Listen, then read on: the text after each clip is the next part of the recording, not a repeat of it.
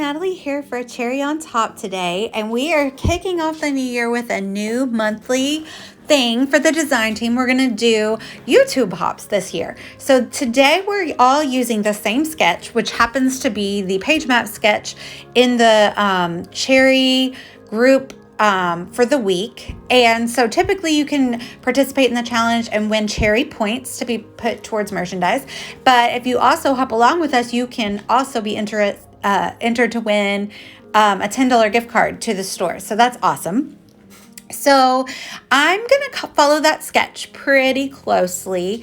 I have this gorgeous paper I've been hoarding from the Storyteller line, and I was going to do a lot of mix and matching, but I actually end up using almost all Storyteller products. So I just grabbed the ephemera pack and I grabbed that card, and then that little frame is from a Maggie Holmes crate paper collection, as well as the tag that I end up using over there on the left is from a One Canoe 2 The Willow collection, but otherwise it's all Storyteller by Vicki Boutin, which is her most recent collection. So for my boy's birthday, part of their gift was to go to sorry, I lost my train of thought, House of Cards. And I don't even know if that place still exists, honestly, because I think it was where the explosion happened in Nashville. So that's really sad. But I am glad we got to go and experience it. And I do think they have them in other cities. So I'm going to do some mixed media there on the background. It's like a very light gray cardstock, and I did use clear gesso. Sorry, I keep saying And I'm using some watercolors to create a very pastel background that just take a few of the colors out of that gorgeous patchwork paper. But you can water down your inks. You can use any kind of sprays or watercolors, any kind of liquid paint to do this same technique. So I'm just defining my water space and how I want my shape to look, and then rolling the color around. Because of gesso, I can wipe up that weird streak that happened. So I could correct that really easily because I used the gesso on the page. It does give me that kind of wrinkly look, but I like it. I'm a child of the 90s, and the grunge is my jam. That's why I miss basic gray so much. But I will say Heidi Swapp and Vicki Boutin keep me pretty into the grunge feel with their collections, at least recently. And if you hear a lot of scratching, that's just my pup. She thinks every time I start talking that I want her to come play. So so here I've done a pink, I did a mint green, and now I'm doing this like really pretty olive or sage green. They dry really very lightly though, so you can't really see a lot of the color, but they are muted, so they match that like patchwork paper kind of. But back to what I was saying, we went to House of Cards, which is this really cool magic restaurant, and you're not allowed to take photos inside. So I only have a few, but there's like a courtyard, and our waiter went out there. They were wonderful, and they took our picture out there, and we took a couple pictures before we went in. I have a few other ones of being around downtown that I'm going to include in probably a 6x12 pocket page on the opposite side of this layout. And I'll include my journaling over there because we do have a lot to say about our little adventure that we had with our boys downtown doing this activity. I'm going back in with a gray spray, and I'm going to use that. And that kind of adds a lot of distress and grunge to the page. But I did roll over it with paper towels, so it is still muted. But you can see all that pretty shine and shimmer. It's super pretty. And so now I'm going to put the pattern paper on the bottom. So it goes pretty closely to the sketch, the place that I'm placing it. But because I ripped the paper, I don't add the little strip in between the two pieces of paper. I do put my tags and photos kind of along that line. So I'm kind of throwing them on there to see how they'll look right now. I do want them all to kind of overlap, so I'm kind of smushing them towards the middle there. And I do have some die cuts picked out that I'm going to enhance and embellish with. So that's from a Thickers collection, Every Day. I think it's called Every Day. And it's this really pretty champagne gold. So I have that champagne gold glitter cardstock that we recently started carrying at a Cherry on Top. And I'm super excited about it because it matched that perfectly, and it's a really pretty color. So I cut out the rest of my title from that cardstock, And then I go to stick down this card chipboard piece, and I use the red tape because it's on mixed media and it's pretty heavy, so I didn't want it to fall off. So the red tape is super sticky and strong and won't fall off.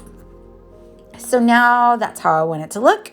So not grungy enough, I have to rough up the edges of all of my tags and such. Actually, I might have already done that off camera, sorry. So I'm going to start adhering it down. I put the tags down, and then I decide to pop the photos up with some foam tape because it was going to overlap that chipboard piece and it didn't look right. So we're going to pop everything up. And I popped the photo of the boys up because it'll fit nicely there in that little circle and it'll work out. So while we are watching that, I will say, like I said before, if you hop around through this YouTube hop and leave comments on all of the videos, you will be entered for a chance to win a gift card to the Cherry on Top store. I will post my affiliate link down below if you would like to go shop around right now. You can still find some of these pieces in the store for sure, or similar. You can find the watercolors you need, cardstock, adhesive, everything you need to create your scrapbook page. So I'm going to start laying down that title. I love foam thickers. They stick so well. Like, I did not need to add any additional adhesive to the back of this. It's not going anywhere, I'm pretty positive. And I also love glitter. I mean, duh. I added that little twine in the tag just for my stash. It's like a little gray color that matches the background paper. So the title is Feelin' Magical. And then I just had a lot of space up at the top without anything. And because I have a lot of tags with the ribbons, like in the photo or in the sketch. So I decided to just take a little strip of the same pattern paper and stick it up at the top. And I like that it brings the page all together, I feel like. And I will do some die cuts at the top right corner and just kind of create some visual triangles. And I'm really happy with how that looks. So it brings the color that I did on the mixed media to the top and the bottom. It matches both. So I'm just ruffling up my edge because, I like a lot of texture. And make sure that you hop over to the other girls' spots. Channels. I'm going to link them down below as well. Now I'm going to pull out, I think all of these are die cuts from the Storyteller pack. And I love that light bulb, but it was just too much right there. So you'll see me play around with placement, but I end up taking it out. I'll use it on another page because it is really gorgeous. But I actually chose all black die cuts. So I used these two feathers. I don't know why, because magicians have birds, that's why. And I rough up the edges and I tuck them in. And then I have those star paper clips, and I don't really understand paper clips. That's just not my jam, really. So I heeded the words of Missy Whidden, and I made it work for me. So I cut off the paper clip, and I just used it as a black star die cut, and that is what I needed, and it works perfectly. So you'll see here in a minute, also in the being taught, but in the school of Missy Whidden, she recently watered down some texture paste and used it on her page as splatters, and it was gorgeous. So I grabbed my Prima icing paste, and the color is, I'm reading. I don't see the color, but it is also like a champagne gold, like my title there. So I'm watering it down. Now it is kind of a drier paste, and so I end up having to smush it a lot with my palette knife, and I add more water, and I splattered it. And at first I was like, oh no, because it kind of had this gray tinge to it. But when it dried, it was fabulous. It was that exact champagne color, and it was so pretty. So it just added an additional shimmer and splatter to my page, and I really like it. And you can see it in the up-close photos that are coming up soon. So I hope you hop along with us today. Head on over to Cherry on Top. You can participate and use this sketch as well to get some points in the store. Look at me getting splatter on Eric's little face there. I cleaned his face off with a wipe and it worked out fine.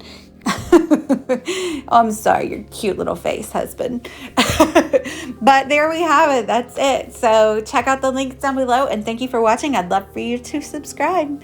Thanks, y'all. Bye.